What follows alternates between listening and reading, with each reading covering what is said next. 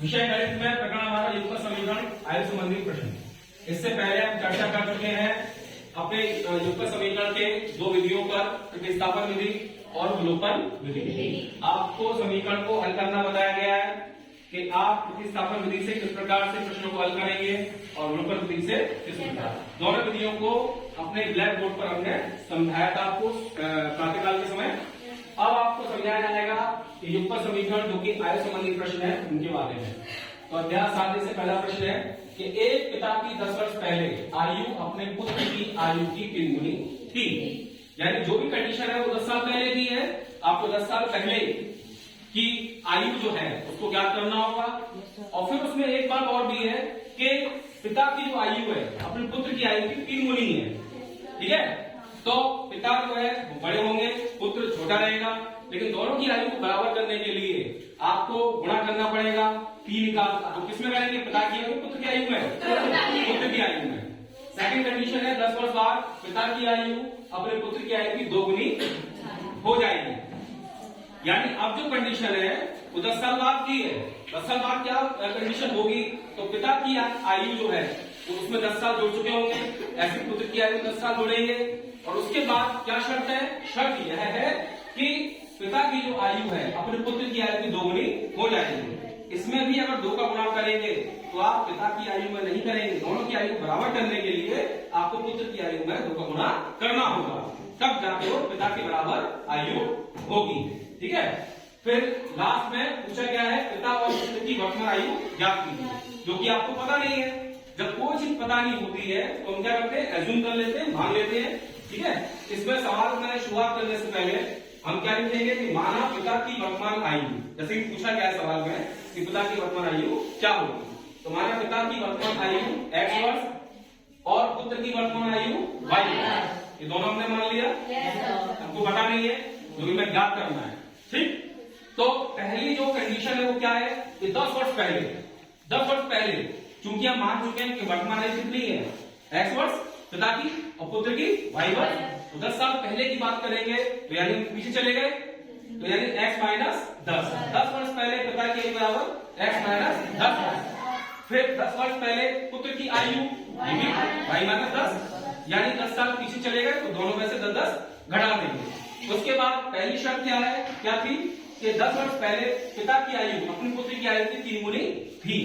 मैंने आपको बताया था कि अगर पिता की आयु को पुत्र की आयु बराबर करना होगा तो तिगुना करना होगा किसको? पिता को, पुत्र को।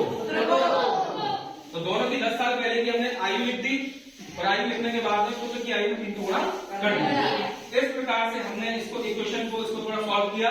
x माइनस 10 बराबर 3 का गुणा इस ब्रैकेट वाली जो इक्वेशन है y माइनस 10 इसमें कर दिया। तो 3 का पहले y में किया, दोनों के आगे चिन्ह किसका है? प्लस का, भी प्लस का, y भी प्लस का।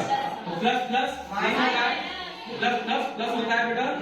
तो फिर 3 का y में किया तो 3y, उसके बाद 3 प्लस का है और 10 माइनस का है, तो प्लस तो माइनस माइनस, और 3 का 10 में किया 30। इस प्रकार से जो x और y वाला पोर्शन है उसको लेफ्ट हैंड साइड में लिख लेंगे और जो अंत में दिया हुआ है माइनस के 10 इसको राइट हैंड साइड में उतार देंगे। ठीक है, तो x माइनस यहाँ प्लस का 3y है आपके राइट हैंड साइड में, इसको लेफ्ट हैंड साइड में ले जाते हैं तो चिन्ह बदल जाता है। ठीक है, तो यहाँ प्लस का 3y है, जब इसको लेफ्ट हैंड साइड में लेके गए तो माइनस का 3y, और लेफ्ट हैंड साइड पे जो माइनस के 10 लिखे हैं इसको हम लेकर आएंगे राइट हैंड साइड पे, तो ये अपना चिन्ह चेंज कर देगा तो प्लस के 10। ठीक है, ऑलरेडी यहाँ 30 पहले से लिखे हुए हैं माइनस के 30 जो कि राइट हैंड साइड पर है। उसके बाद में x minus 3y equal minus के 30 और प्लस के 10। तो x माइनस 3y इसको तो ऐसे ही लिख देंगे लेफ्ट हैंड साइड पे, बराबर साइड में जो लिखा है नंबर माइनस के 30 और प्लस के 10। तो माइनस के 30 और प्लस के 10 ये आपको पता है, ये क्या होंगे? घटेंगे जोड़ेंगे? घटेंगे, हमें पता है। तो 30 में से 10 गया कितना? 20। चूंकि चिन्ह जो है इसमें माइनस का जो नंबर है बड़ा है तो चिन्ह किसका आएगा? माइनस के 20 आ गए। इस प्रकार हमें समीकरण नंबर 1 प्राप्त हुआ। अब हम बात करते हैं आगे कि द्वितीय शर्त, दूसरी लाइन सवाल की क्या है? 10 वर्ष बाद पिता की आयु अपने पुत्र की आयु की 2 गुनी हो जाएगी। अब जो हमने लाइन पढ़ी कि 10 साल बाद, पहली लाइन में क्या था? 10 साल पहले, तो हमने पिता की आयु पुत्र के दोनों 10 साल पहले की निकाल ली थी। अब 10 साल बाद की बात आई है तो हम क्या करेंगे? 10 वर्ष बाद पिता की आयु x प्लस 10 वर्ष और 10 वर्ष बाद पुत्र की आयु बराबर y प्लस 10। दोनों में 10 साल जुड़ जाएगा और हम किसको लेके चल रहे हैं, वर्तमान आयु। ठीक है। द्वितीय शर्त क्या थी कि दोनों की आयु बराबर होने के लिए तो पुत्र की आयु में 2 का गुणा कर दिया जाए। ठीक है, तभी तो बराबर होगी पिता और पुत्र की आयु। तो इसमें 2 का गुणा कर दिया तो x प्लस 10 बराबर y प्लस 10 और गुणे में 2 जो कि बाहर है। तो ब्रैकेट के अंदर जो भी इक्वेशंस होती है तो उसमें बाहर जो भी नंबर होता है उसका प्रत्येक पद में गुणा किया जाता है। ठीक है, ये आपको सिखाया जा चुका है। तो x प्लस 10 बराबर 2, ये प्लस के 2 है, ये प्लस का y है, दोनों प्लस प्लस प्लस प्लस में आएगा उत्तर।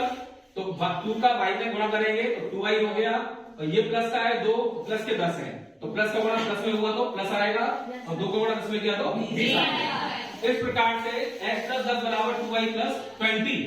ठीक है, और जैसा कि समीकरण बनता है तो लेफ्ट हैंड साइड पर x और y वाला जो पद है उसको ले जाएंगे आप। तो 2y यहाँ प्लस का है, इसको लेंगे लेफ्ट हैंड साइड पर तो माइनस 2y इक्वल 20 प्लस का है 10 जो है यहाँ प्लस का लेफ्ट हैंड साइड पे, इसको राइट हैंड साइड में ले जाएंगे तो माइनस के 10। तो x माइनस 2y इक्वल तो प्लस के 20 में से माइनस के 10 लेस करेंगे। जाहिर सी बात है कि एक नंबर प्लस का है, एक नंबर माइनस का है, तो घटेगा। आपने घटाया उसे कितना आएगा, चिन्ह किसका आएगा, प्लस का। तो प्लस के 10 आ गए यहाँ, तो x माइनस 2y इक्वल 10, ये होगा समीकरण नंबर दूसरा। अब जैसे कि मैंने पीछे बताया था आपको कल कि प्रतिस्थापन विधि और विलोपन विधि। ठीक है, तो ये प्रतिस्थापन विधि और विलोपन विधि के अंतर्गत आप इसको हल कर सकते हैं। ठीक है, हाँ, तो इधर समीकरण 1 और समीकरण 2 को घटाने पर ये हमने कैसे मालूम किया, क्योंकि ये विलोपन विधि से स्पष्ट हो रहा है कि